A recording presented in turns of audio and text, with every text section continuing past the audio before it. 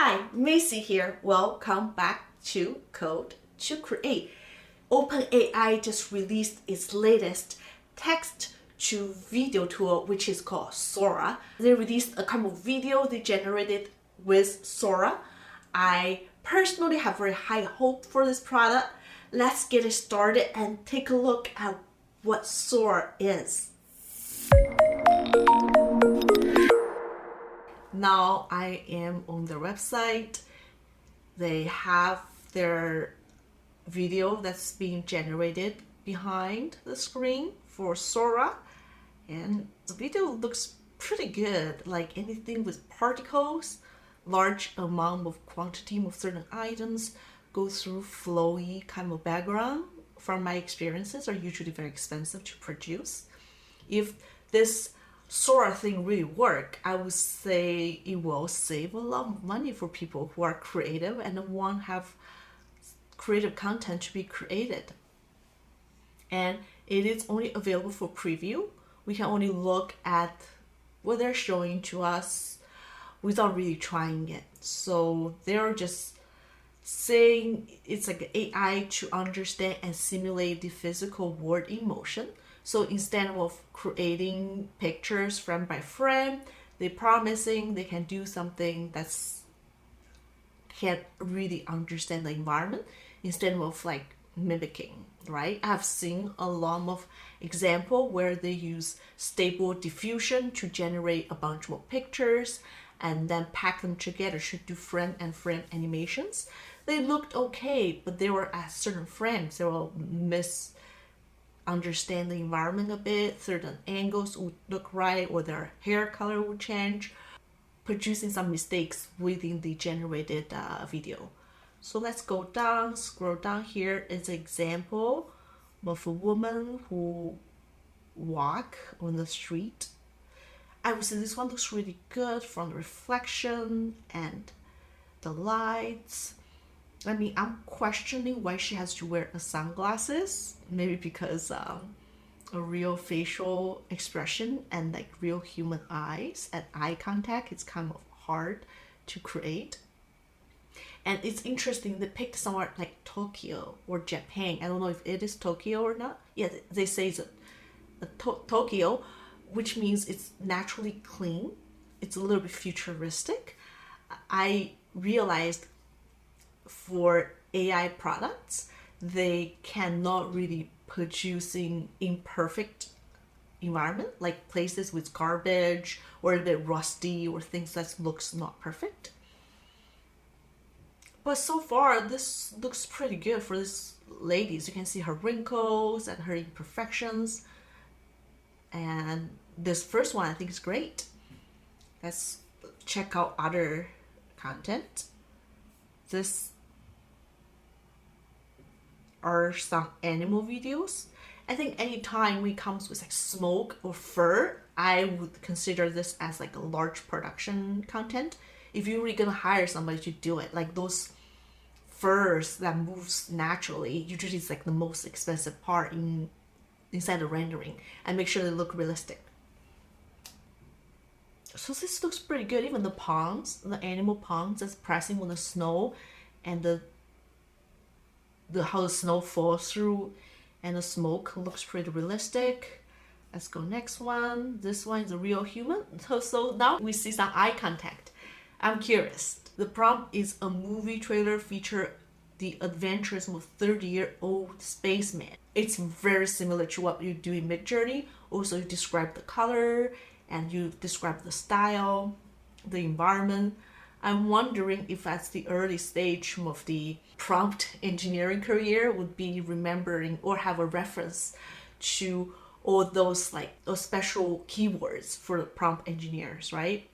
Like, for example, for girls, you have to say young girls, not just generic girls, or shot on 35mm film, or there are different angles. I mean, I'm not super knowledgeable in filmmaking. I do not know the techniques and all the art styles.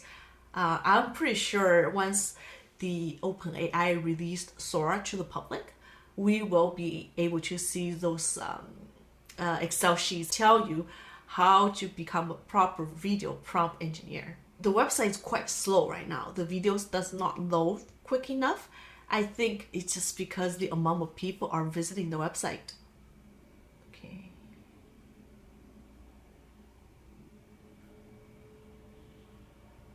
I don't know if you noticed that the camera is pretty wobbly.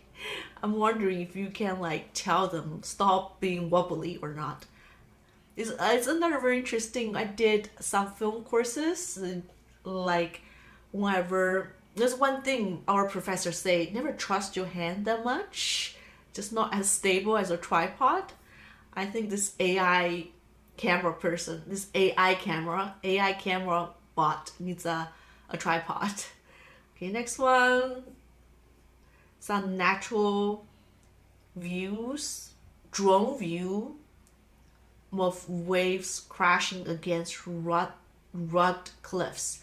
It's, well, maybe the drone filming industry will be challenged. Why do you need a drone to film this? You can have this perfect scenic view of some imaginary places without a drone, without you physically traveling there.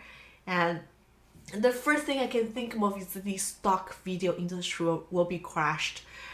They charge quite a lot for stock footages that's just so generic, and everyone kind of using the same, same kind of stock videos for the same purposes over again. Especially for YouTubers, you do not need anything that's very specific for a particular scene or particular cut. You just need some filler footage. This will be perfect. I wonder what is the price like and how long it actually takes them to generate a video like this. Next one is kind of animated clips. This looks interesting. I'm wondering what's in the little animal's pond. Is that like a mistake? The animation looks pretty good because it's animated, like it has this like rhythm, does not feel stiff. Some of those AI generated animation does not look alive, like nothing have like a natural movements that what humans will do. I'm a game developer. A lot of times when we're making video games, we have like a time we'll have to add ease to every animations, or else it just look bad. No ball really comes to you like in the same speed. It usually comes towards you in like elastic motion. That's just something people have to do to make things look more natural. Next one, this is Sora underwater. This is actually not bad. I'm just cannot tell if it's really underwater or not. Maybe they can add a little bit more bubbles. Again, I'm wondering like what's a real user experience will be like. Can I just say please add some bubbles in the videos or not? Maybe they have tried, maybe it didn't work very well, right? Next one, a real animal. Let's see full screen. Wow, this bird looks really realistic. Can you turn around? Like little breathing animation, like the bird look and feel real and very solid, and this time the camera didn't wobble. It's a good thing. This time the camera bot decided to use a tripod. Okay, let's go next one. Close up video of two pirate ships. Right, it is inside a coffee. I mean, water is really hard to generate, even if you do 3D motions. I would say this liquid looks very realistic. The foam on top of the coffee and how the liquids kind of wobbles around. Inside video game productions, like every time when somebody say, I want some water, you always have to question, do you know how expensive it is to render water? Next one, the cloud. A young man at his 20s is sitting on a piece of cloud in the sky, reading a book. It's very good. Look at the detail of his hair, his beard. The cloud looks pretty real with the textures. I mean, if you tell me this is generated by AI, I would be very I mean, I am impressed, right? It's like AI. Let's continue to see what else they have to offer. They talk about safety. I think that's what most text to video provider is really concerned about, which is the safety. I think they do not want to get involved in questionable content producing. At least those big guys do not want to get into. And there are more content that looks pretty interesting. Animated videos. I mean, we pretty much get it, right? It's promising. It can do most video production studios work, basically. I'm just really curious to see what they can really provide as a user. Can I get exactly what I wanted? I think the challenge with Midjourney is to create somebody who really look like me, talking like me, or pretending me to be somewhere. The fact that I need to go through so many hoops and loops to get a picture of me look like me doing something, that's extremely challenging. In order to use this kind of product commercially or use for some really serious projects, is the learning curve gonna be like that hard? And so here, look, you can have the perfect angle of like some touristy spot, right? Without anybody there. Like, how much do you have to pay for it to clean the area? Like, to have like a picture perfect angle without all the people around, right? Here you have it.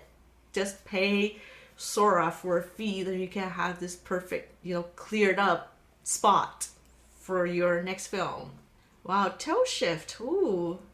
Now talking about some fancy stuff, like I'm wondering if you can like import your own environment. Like, like for a lot of movies, you have to do certain custom build or structures. Can you do that in this? Can you say, here is my 3D model of how I build this temple. Can you use my temple as a reference for this film? Or have my own actor, actress? Can I decide what they look like? Should I come details? Do you have to write an essay at the end? Like description of the environment with the light, with the timing, at which second somebody comes in and say something. I mean, is there audio to this? None of them has audio. So maybe afterwards you still have to put audios in the video. It's another interesting question. Those are pretty good if you just, do a quick look.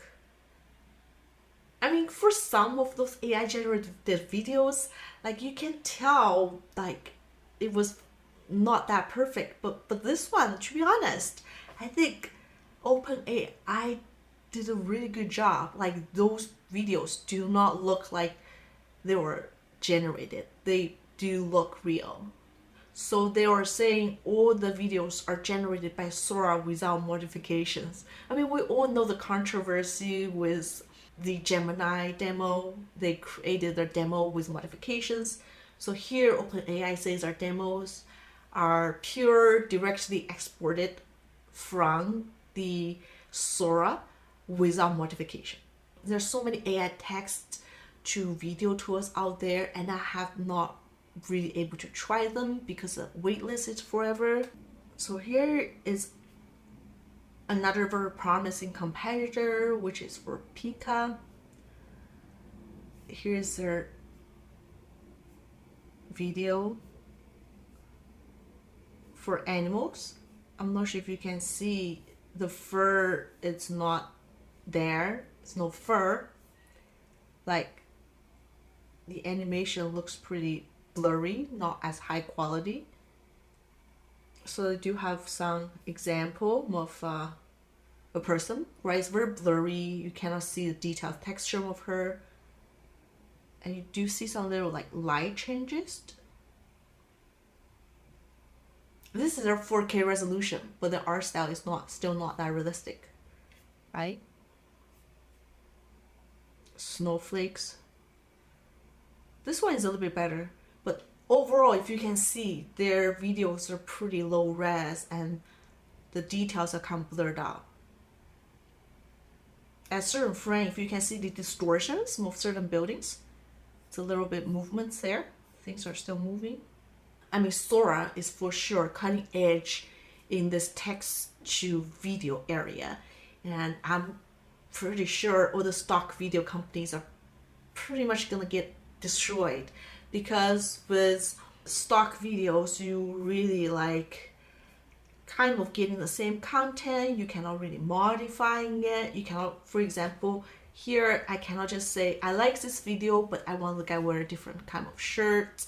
I want to change the look of his beard or something. It's not possible, and you have to pay for credit for it, and it's not cheap neither, right? You have to pay for it every month, and you may still not able to find what you're looking for. Again, with AI text to video tool, you may not get what you want neither. So here's my take. Let me know what you think. I'm eager to try Sora because I'm also a content creator. I want my video look better. I want to have higher production value in my content. So here is my take.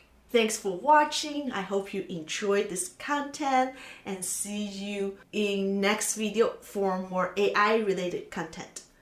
Please subscribe and like this video so I will produce more content related to this kind of topic. Thank you very much. Bye for now.